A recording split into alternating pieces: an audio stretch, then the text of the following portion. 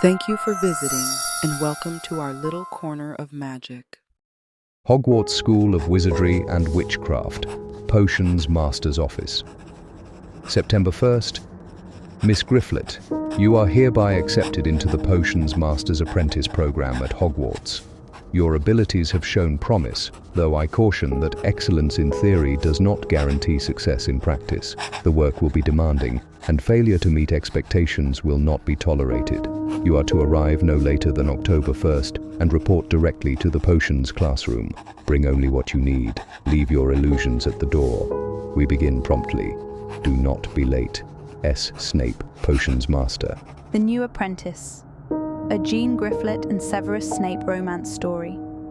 The Botched Glamour Charm. Part 1.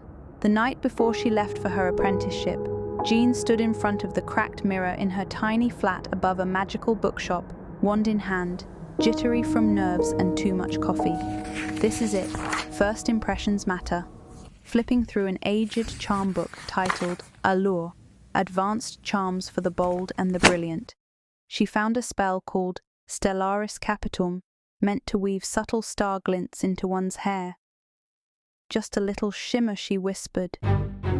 But impatience, being highly caffeinated from coffee and the excitement, got the better of her. She rushed the incantation. She gave her wand a theatrical flick and snapped. A pop of magic, a rush of cold air, the crackle of static lightning. Jean blinked. Her scalp tingled. She stared into the mirror. She gasped. Thick white streaks now ran through her dark brown hair like bolts of magical lightning. Not shimmering, not subtle. Very permanent thing. She stared a moment longer, then shrugged her shoulders, murmuring, "So much for first impressions."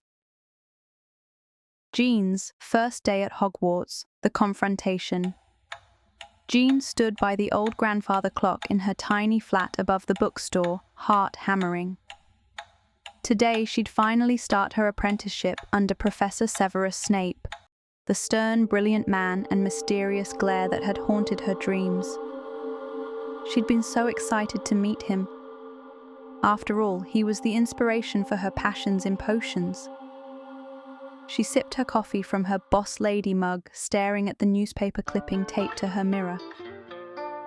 Severus Snape, Hogwarts hero and world-renowned potions master. Every morning she'd trace his sharp jawline with her finger. Now she'd stand right beside him in potions class. It was getting late, and her owl Quimby was nowhere in sight. Jean paced, cradling her coffee mug, steel-toed boots tapping the floorboards. "Where is that owl?" she muttered, pacing. Quimby was old and rarely on time, even for crucial deliveries, like her apprentice robes. Glancing at her only outfit options, a navy blue crew neck-knitted sweater, dark boot-cut jeans, and black steel-toed boots. She gave herself a once-over in the mirror.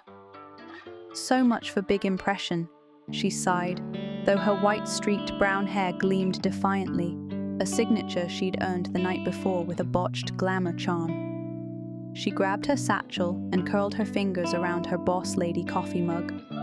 Let's do this. The dungeon corridors were cool and utterly silent and reeked of old damp stone. Jean picked up her pace, nerves sparking in her chest. She rolled her shoulders and walked to the potions classroom, the bell yet to ring. She pulled open the heavy door. The smell of potions classroom reeked of stewed mandrake, and sharp ink hit her nostrils as she walked in.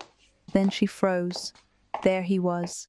Angular silhouette backlit by floating candles, black robes draped like storm clouds. His quill scratches parchment with surgical precision. Jean's breath hitched.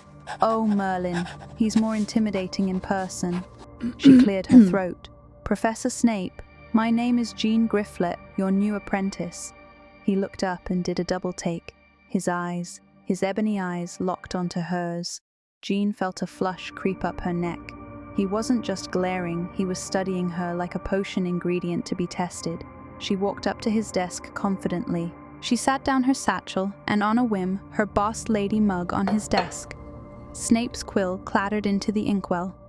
He stared at the mug as if it was a diseased toad.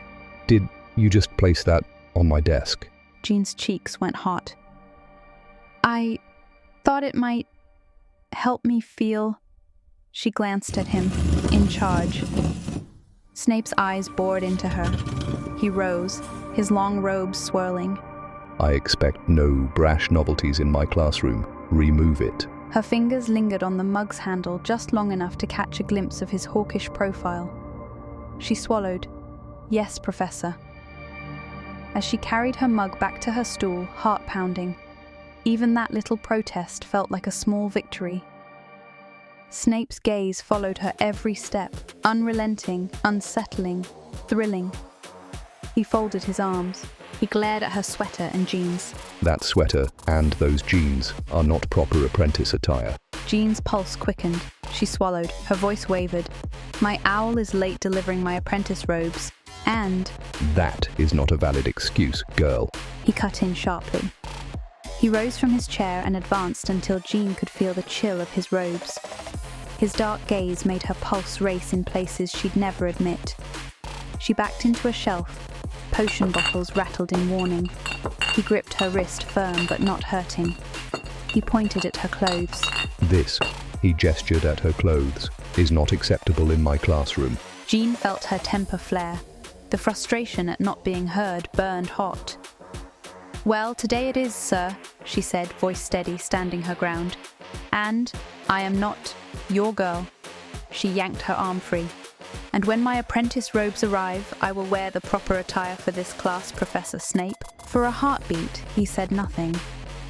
Then he steepled his fingers, studying her profile like she was a dangerously exquisite potion. Jean felt every pulse in her body, her secret crush glowing like embers in her chest. Perhaps you do not take this apprenticeship seriously. Perhaps you should seek employment elsewhere. Jean's jaw set. I'm deadly serious. He exhaled, a sound of reluctant concession. Very well. You have until the end of class to prove your worth. Potions is not a toy chemistry set. I chose you for your transcripts and aptitude. Do not disappoint me. Jean's relief was a warm wave, but under it, her heart soared at the quiet respect in his tone. Yes, Professor. The bell rang. Snape nodded briefly. This discussion resumes after class. Ms. Grifflet, assist your classmates. He swept to the front, silencing the students with a glance. Jean moves among bubbling cauldrons, measuring moon dew drops, stirring dittany, while Snape's eyes tracked her every move. When he offered a small nod of approval, her stomach fluttered. At the final bell, Jean seized her boss lady mug, now cold and half full, and made for the door. Filch materialized in her path with news of a mandatory meeting in 5 minutes. Mandatory staff meeting in 5 minutes. Move it. Off to the meeting, Professor, she called over her shoulder. Snape's long strides caught her at the threshold. He blocked the archway, arm outstretched. And where do you think you're going, Miss Grifflet? To the staff meeting, she replied, locking eyes with him. Then, using her short stature to her advantage, she ducked under his arm and sprinted down the torchlit corridor as Snape thundered after her. Our conversation is not over. Jean allowed herself a triumphant grin. Her first day at Hogwarts, under Snape's watchful eye, was only just the beginning. She had rules to bend and lessons to master, and she wouldn't disappoint.